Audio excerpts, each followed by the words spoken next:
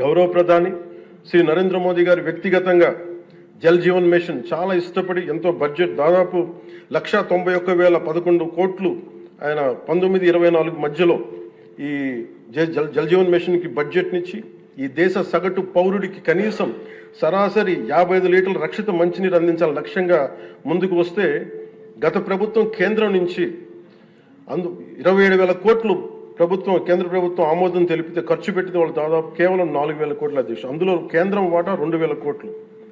4,000 కోట్లు ఖర్చు చేసి పైప్ లైన్లు వేయడం తప్ప ఒక్క గ్రామానికి సంపూర్ణంగా నీరు ఇచ్చింది లేదు. జైజీవన్ ముగిసే నాటికి అలాటెడ్ 27,000 కోట్లను వాళ్ళు ఖర్చు పెట్టింది మినహాయిస్తే 23,000 కోట్లు వినియోగించుకోలేపారు అధ్యక్ష. అలాగే అది ఎక్స్పైర్ అయిపోయిన తర్వాత కూటమి ప్రభుత్వం నారా చంద్రబాబు నాయుడు గారి నాయకత్వంలో అధికారంలోకి వచ్చిన తర్వాత ముఖ్యమంత్రి గారు కూటమి నేతలందరూ కలిసి కేంద్ర నాయకత్వాన్ని అడిగి ఇంకొక పొడించుకోగలిగాం. ఈ ప్రయత్నంలో 1,242 కోట్లతో Uddanam, Dhone, Pulivendula multi village project స్కీమ్స్ని మే నాటికి పూర్తి చేయాలని లక్ష్యంతో ముందుకు వెళ్తున్నాం అధ్యక్ష.